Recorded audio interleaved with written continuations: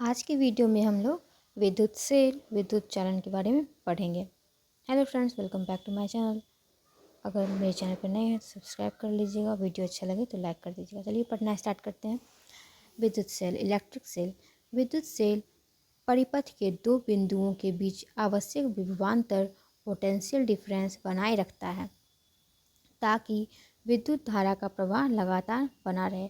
तो विद्युत सेल परिपथ के दो बिंदुओं के बीच आवश्यक विभवांतर पोटेंशियल डिफरेंस बनाए रखता है ताकि विद्युत धारा का प्रवाह लगातार बना रहे। विद्युत सेल में विभिन्न रासायनिक क्रियाओं से रासायनिक ऊर्जा को विद्युत ऊर्जा में परिवर्तित किया जाता है। विद्युत सेल में धातु की दो परतें दो छड़ें होती हैं। विद्युत सेल में धातु की दो छड़ें होती हैं जिन्हें इलेक्ट्रोड कहते हैं। इन छड़ों पर विपरीत प्रकार के आवेश होते हैं। वह छड़ जो धनावेशित होती है एनोड कहलाती है तथा ऋणावेशित छड़ कैथोड कहलाती है। ये छड़ें विभिन्न प्रकार के विलयनों में पड़ी रहती है। इन विलयनों को विद्युत अपघटय इलेक्ट्रोलाइट कहते हैं। विद्युत सेल मुख्यतः दो प्रकार के होते हैं। तो विद्युत सेल कितने प्रकार के होते हैं? तो दो प्रकार के होते हैं, प्राथमिक सेल और द्वितीयक सेल। यहाँ पर प्राथमिक सेल के बारे में दिया गया है। Primary cell. प्राथमिक सेलों में रासायनिक ऊर्जा को सीधे विद्युत ऊर्जा में परिवर्तित किया जाता है। तो प्राथमिक सेल में क्या किया जाता है? तो डायरेक्ट रासायनिक ऊर्जा को विद्युत ऊर्जा में परिवर्तन कर दिया जाता है। एक बार प्रयोग कर लेने के बाद यह बेकार हो जाती है। तो प्राइमरी सेल का यूज़ एक ही बार हो सकता है, उसके बाद ये बेकार हो जाती है। Voltmeter cell, Laplacian cell, Daniel cell, शुष्क सेल आदि प्राथमिक सेल के उदाहरण हैं। तो वोल्टीय सेल, ये सब एग्जाम्पल हो गया, ये सब ध्यान रखिएगा। वोल्टीय cell, Laplacian cell, Daniel cell, शुष्क सेल आदि प्राथमिक सेलों के उदाहरण हैं। अब है द्वितीयक सेल, सेकेंडरी सेल। द्वितीयक सेल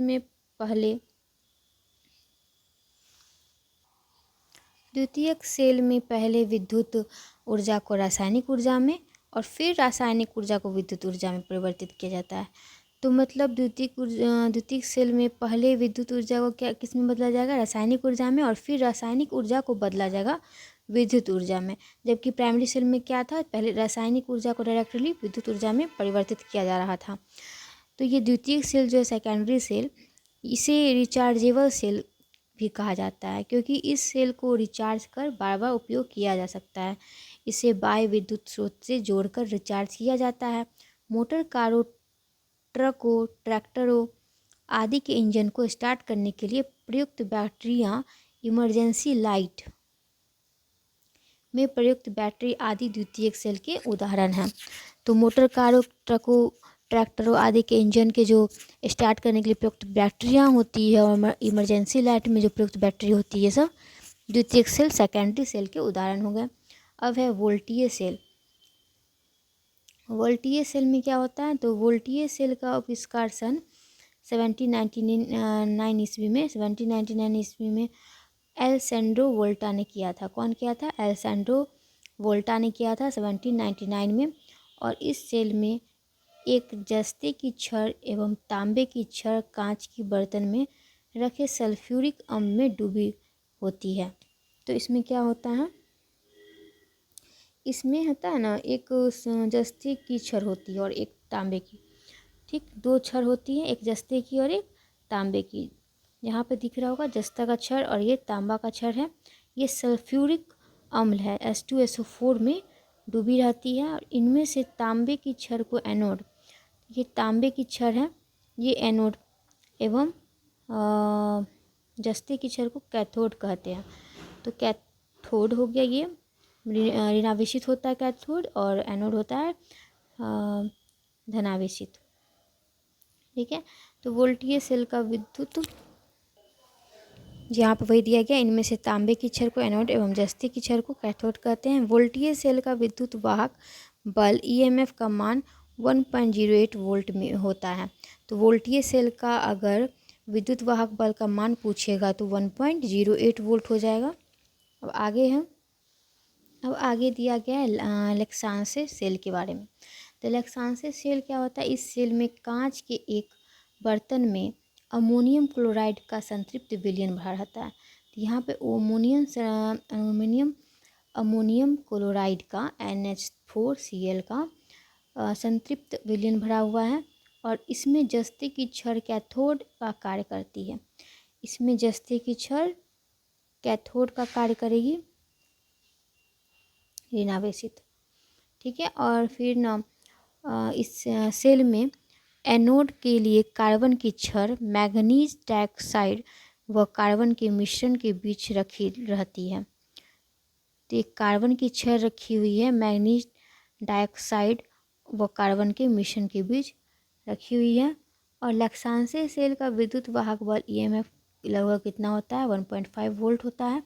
इसका प्रयोग ऐसे परिपथों में किया जाता है जहां रुक रुक कर थोड़े समय के लिए विद्युत धारा की आवश्यकता होती है। इसका प्रयोग मुख्यतः विद्युत घंटी, टेलीफोन आदि में किया जाता है। अब है शुष्क सेल, ड्राई सेल। इस सेल में प्रयुक्त विद्युत अपघट्य विलयन के रूप में न रहकर शुष्क अवस्था में रहते हैं। इसमें जस्ते का एक बर्तन होता है, यहाँ पे जस्ते का बर्तन है एक, और जिसमें manganese dioxide, ammonium chloride, carbon आदि का मिश्रण भरा रहता है। इसमें मिश्रण भरा रहता है ये तीनों चीज़ों का। इस मिश्रण के बीच में कार्बन की छड़ रखी रहती है और उस मिश्रण के बीच में कार्बन की छड़ रखी रहती है, ठीक है। जस्ते का बर्तन है और इसमें मैग्नीज डाइऑक्साइड, अमोनियम क्लोराइड और कार्बन आदि का मिश्रण भरा हुआ है, ठीक है। और उसमें मिश्रण के बीच में कार्बन की छड़ रखी गई है और कार्बन की छड़ एनोड मतलब पॉजिटिव चार्ज, मतलब एनोड पर कौन सा चार्ज होता है, एनोड कौन सा चार्ज रखता है, तो पॉजिटिव चार्ज।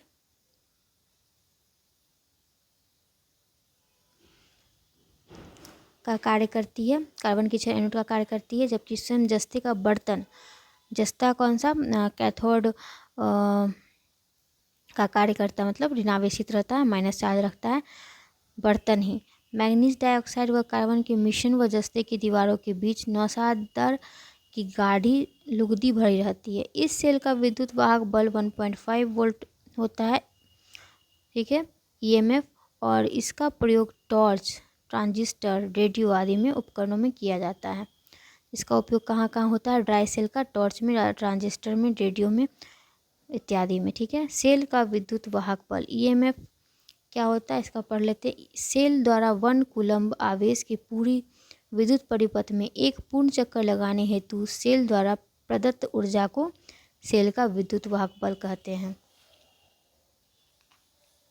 इसका मात्रक वोल्ट होता है। तो EMF का मात्रक भी क्या होता है, वोल्ट होता है।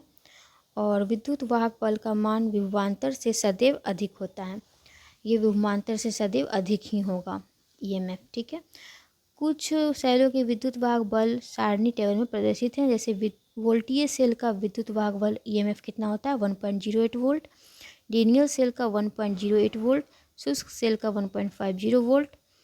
लेक्लांसे सेल का 1.50 वोल्ट। सीसा संचालक सेल का 2.00 वोल्ट। 6 सेल वाली कार बैटरी का 12.00 वोल्ट। अब है सेल का आंतरिक प्रतिरोध, internal resistance of a cell.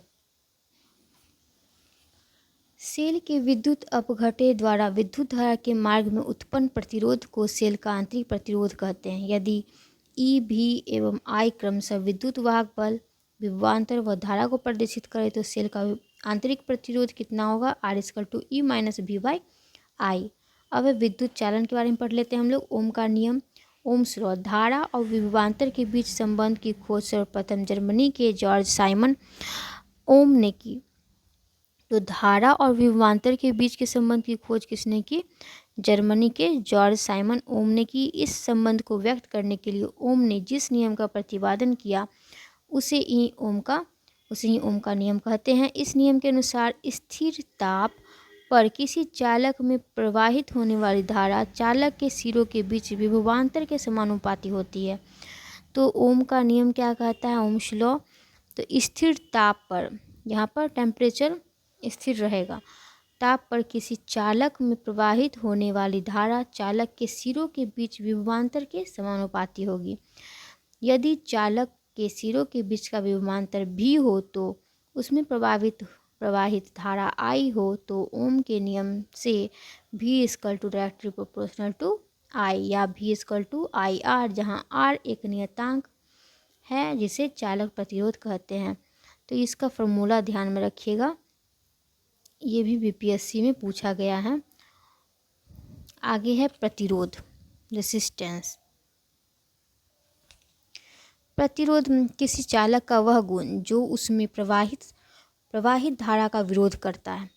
किसी चालक का वह गुण जो उसमें प्रवाहित धारा का विरोध करता है प्रतिरोध कहलाता है। जब किसी चालक में विद्युत धारा प्रवाहित की जाती है तो चालक में गतिशील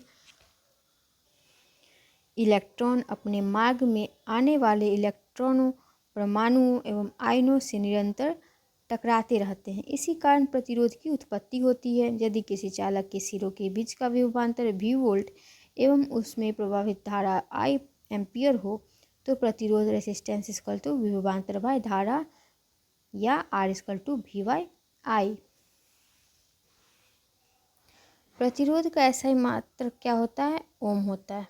SI यूनिट क्या होता है प्रतिरोध का? तो ओम होता है, जिसका संकेत ऐसे, ओम को ऐसे लिखते हैं। किसी चालक का प्रतिरोध निम्नलिखित बातों पर निर्भर करता है। चालक पदार्थ की प्रकृति पर। किसी चालक का प्रतिरोध उसके पदार्थ की प्रकृति पर निर्भर करता है। चालक के ताप पर। किसी चालक का प्रतिरोध उसके ताप पर निर्भर करता है। ताप बढ़ने पर चालक का प्रतिरोध बढ़ता है, लेकिन ताप बढ़ने पर अर्धचालकों का प्रतिरोध घटता है। अर्धचालक अगर होगा तो प्रतिरोध घटेगा और चालक रहेगा तो प्रतिरोध बढ़ेगा ताप बढ़ने पर।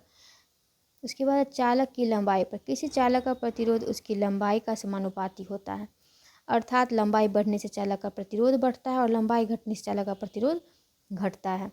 चालक के अनुप्रस्थ काट के क्षेत्रफल पर। किसी चालक का प्रतिरोध उसके अनुप्रस्थ काट के क्षेत्रफल का व्युत्क्रमानुपाती होता है, अर्थात मोटाई बढ़ने पर चालक का प्रतिरोध घटता है। अब है ओमीय प्रतिरोध, ओमिक रेसिस्टेंस। उसके बाद जो चालक ओम के नियम का पालन करते हैं उन्हें ओमीय प्रतिरोध कहता था। जिनका प्रतिरोध का उनके प्रतिरोध को ओमीय प्रतिरोध कहते हैं। मतलब जो चालक ओम के नियम का पालन करेगा उसको ओमीय प्रतिरोध कहेंगे और उनके प्रतिरोध को ओमीय प्रतिरोध कहेंगे। यहाँ ओमीय प्रतिरोधक है, यहाँ पर ओमीय प्रतिरोध है। जैसे मैग्नीज का तार, तांबे का तार, एल्युमिनियम का तार, ये सब ओमीय प्रतिरोधक है। ठीक है। अनओमीय प्रतिरोध। जो चालक ओम के नियम का पालन नहीं करते हैं उन्हें अनओमीय प्रतिरोधक तथा उनके प्रतिरोध को अनओमीय प्रतिरोध कहते हैं। जैसे डायोड वाल्व का प्रतिरोध, ट्रायोड वाल्व का प्रतिरोध इत्यादि। डायोड एवं ट्रायोड वाल्व में प्लेट धारा ओम के नियम का पालन न करके चाइल्ड लैंगमूर नियम का पालन करती है। तो डायोड एवं ट्रायोड वाल्व में प्लेट धारा ओम के नियम का पालन न करके कौन सा नियम का पालन करती है? तो चाइल्ड लैंगमूर नियम का पालन करती है, ध्यान रखिएगा। फिर है विशिष्ट प्रतिरोध, स्पेसिफिक रेसिस्टेंस और रेसिस्टिविटी। किसी चालक का प्रतिरोध उसके लंबाई का समानुपाती तथा उसके अनुप्रस्थ काट के क्षेत्रफल का व्युत्क्रमानुपाती होता है, अर्थात R is directly proportional to L/A। जहाँ L इक्वल टू चालक की लंबाई है और A इक्वल टू चालक के अनुप्रस्थ काट का क्षेत्रफल है। R इक्वल टू चालक का प्रतिरोध है या P equal to row L/A, जहाँ पर रो एक नियतांक है जिसे चालक का विशिष्ट प्रतिरोध कहते हैं। इसका मान चालक पदार्थ की प्रकृति का और उसके ताप पर निर्भर करता है। यदि L equal to 1, A equal to 1, तब R equal to rho 1/1 equal to, तो क्या हो जाएगा? R equal to rho. अब है यहाँ पर कुछ पदार्थ के विशिष्ट प्रतिरोध, स्पेसिफिक रेसिस्टेंस और रेसिस्टिविटी दिया गया। यहाँ पर विशिष्ट कुछ पदार्थ के वो पढ़ लेते हैं। चांदी का है 1.6 इंटू 10⁻⁻8 ओम मीटर। उसके बाद एल्यूमिनियम का है 2.7 इंटू 10⁻⁸ ओम मीटर। लोहा का है 10 इंटू 10⁻8 ओम मीटर। पारा का है 98 इंटू 10⁻8 ओम मीटर। नाइक्रोम का है 100 इंटू 10⁻8 ओम मीटर। जर्मेनियम का है 0.46 ओम मीटर। लकड़ी का है 10⁻8 से 10⁻11 ओम मीटर। अभ्रक का है 10⁻11 से 10⁻15 मीटर ओम मीटर, ठीक है। उसके बाद है तांबा का 1.7 इंटू 10⁻8 ओम मीटर, 5.6 टंगस्टन का 5.6 इंटू 10⁻8 ओम मीटर, प्लेटिनम का है 11 इंटू 10⁻8 ओम मीटर, मैग्नीज का है 44 इंटू 10⁻8 ओम मीटर, कार्बन का है 3.5 इंटू 10⁻5 ओम मीटर, सिलिकॉन का है 2.3 इंटू 10⁻3 ओम मीटर, कांच का है 10⁻10 माइनस 10⁻10 से 10⁻14 ओम मीटर। तो इस सब में चांदी का ध्यान में रखिएगा, चांदी, लोहा, एल्यूमिनियम का और टंगस्टन का, तांबा का, और खास इसमें से एग्जाम में पूछा नहीं जाता है, हल्का फुल्का ध्यान में रखिएगा बस। अतः किसी चालक का विशिष्ट प्रतिरोध चालक पदार्थ से बने एकांक लंबाई एवं एकांक अनुप्रस्थ काट के क्षेत्रफल वाले तार के प्रतिरोध के बराबर होता है। विशिष्ट प्रतिरोध का ऐसा ही मात्रक ओम मीटर होता है। सबसे कम विशिष्ट प्रतिरोध चांदी का होता है, इसीलिए चांदी विद्युत का सबसे अच्छा चालक है, क्योंकि चांदी का विशिष्ट प्रतिरोध सबसे कम होता है, इसीलिए चांदी विद्युत का सबसे अच्छा चालक है। अब है कंडक्टेंस, चालकता। किसी चालक के प्रतिरोध के व्युत्क्रम को चालकता कहते हैं। इसे जी से सूचित किया जाता है। यदि चालक का प्रतिरोध R हो तो G = 1/R। चालकता की ऐसा ही मात्रक होती है ओम इनवर्स, जिसको मुँह कहते हैं, मुँह भी कहते हैं। इसे ऐसा इकाई को सीमेन भी कहते हैं, जिसे ऐसे सूचित किया जाता है। तो चालकता का ही ये मात्रक हो गया सीमेन और मोह, ठीक है। ये दोनों किसका हो गया, कंडक्टेंस का, चालकता का मात्रक। विशिष्ट चालकता, स्पेसिफिक कंडक्टेंस किसे कहते हैं, तो किसी चालक के विशिष्ट प्रतिरोध के व्युत्क्रम को चालक की विशिष्ट चालकता कहते हैं, जिसे सिग्मा से सूचित करते हैं। यदि किसी चालक का विशिष्ट प्रतिरोध रो है तो सिग्मा = 1/ρ। अब है विशिष्ट चालकता की ऐसा ही इकाई ओम पर मीटर, O-1 मीटर -1 या महो पर मीटर या सीमेन पर मीटर है। प्रतिरोधों का संयोजन, कॉम्बिनेशन ऑफ रेजिस्टेंस। विद्युत परिपथ में इष्ट धारा प्राप्त करने के लिए प्रायः एक से अधिक प्रतिरोधों का व्यवहार किया जाता है। यदि संयुक्त प्रतिरोधों को एक ही प्रतिरोध द्वारा इस प्रकार प्रतिस्थापित किया जाए कि परिपथ की धारा में कोई परिवर्तन न हो तो इस एकल प्रतिरोध को समतुल्य प्रतिरोध, इक्विवेलेंट रेजिस्टेंस कहते हैं। सामान्यतः विद्युत परिपथ में प्रतिरोधों का संयोजन दो प्रकार से होता है, एक श्रेणी क्रम संयोजन तथा पार्श्वबद्ध संयोजन। श्रेणी क्रम संयोजन में सीरीज कॉम्बिनेशन कहते हैं। यदि प्रतिरोधों को इस प्रकार जोड़ा जाए कि प्रतिरोधों में समान धारा प्रवाहित हो तथा भिन्न भिन्न प्रतिरोधों के बीच भिन्न भिन्न विभवांतर हो, तो यह प्रतिरोधों का श्रेणी क्रम संयोजन होता है। अर्थात प्रतिरोधों के श्रेणी क्रम संयोजन की पहचान भिन्न भिन्न प्रतिरोधों में भी प्रभावित होने वाली समान धारा है।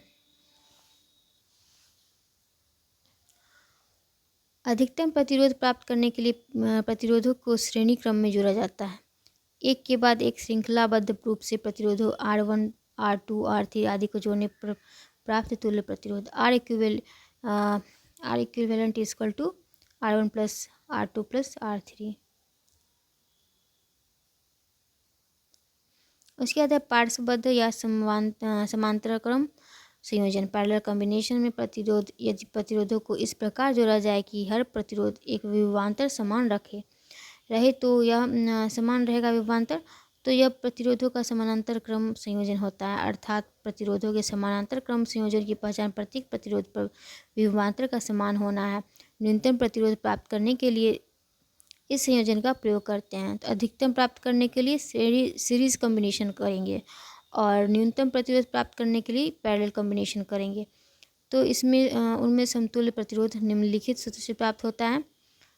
1/R equilibrium = 1/R1 + 1/R2 + 1/R3। इस तरह आगे भी बढ़ेगा, ठीक है।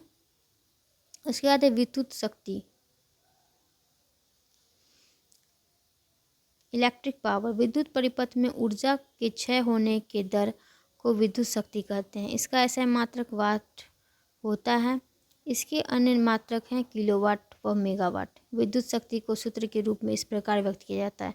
विद्युत शक्ति P इक्वल टू धारा इंटू विभवांतर, P equal to I into V। 1 watt equal to 1 ampere into 1 volt. अब है किलोवाट, घंटा मात्रक या यूनिट। 1 किलोवाट घंटा अर्थात 1 यूनिट विद्युत ऊर्जा की वह मात्रा है जो किसी परिपथ में 1 घंटे में व्यय होती है, जबकि परिपथ में 1 किलोवाट की शक्ति हो। अतः किलोवाट घंटा मात्रक equal to volt into ampere into घंटा by 1000 equal to watt into घंटा बाय 1000। यदि किसी बल्ब पर 60 वाट और माइनस 220 वोल्ट लिखा हुआ है तो इसका अर्थ यह है कि यदि बल्ब को 220 वोल्ट पर जलाया जाएगा तो प्रति घंटे 60 वाट की शक्ति व्यय होगी। उदाहरण, यदि 200 वाट के विद्युत बल्ब को प्रतिदिन 5 घंटे जलाया जाए तो प्रतिदिन कितने यूनिट विद्युत खर्च होगी? तो खर्च हुई विद्युत ऊर्जा हो जाएगा 200 मतलब volt into 5/1000 equal to 1 unit.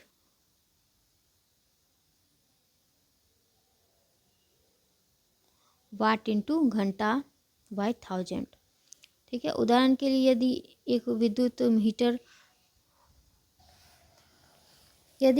Heater 220 volt पर 5A धारा लेता है तो उसे 5 घंटे तक चालू रखने पर कितनी विद्युत ऊर्जा खर्च होगी? यहाँ खर्च हुई विद्युत ऊर्जा हो जाएगी V इंटू आई इंटू टी, फॉर्मूला लगेगा बाय 100/1000 होना चाहिए, यहाँ पे 1000 होगा। उसके बाद 220, यहाँ पर 220 वोल्ट हो जाएगा, एम्पियर आ जाएगा और फिर टाइम आ जाएगा और फिर 1000 से डिवाइड कर दें 5.5 यूनिट हो जाएगा। विद्युत धारा के प्रभाव, इफेक्ट्स ऑफ इलेक्ट्रिक करंट। प्रवहमान विद्युत धारा के मुख्यतः निम्नलिखित प्रभाव हैं: चुंबकीय प्रभाव, ऊष्मीय प्रभाव, रासायनिक प्रभाव, प्रकाशीय प्रभाव। Okay friends, thanks for watching. आज के टॉपिक के लिए बस इतना ही। फिजिक्स का अगला टॉपिक चुंबकीय प्रभाव, नेक्स्ट टॉपिक वीडियो में हम लोग पढ़ेंगे। वीडियो अच्छा लगा हो तो लाइक कर दीजिएगा, थोड़ा भी हेल्पफुल लगा हो तो सब्सक्राइब कर लीजिएगा चैनल को। Thanks for watching, keep smiling, keep learning.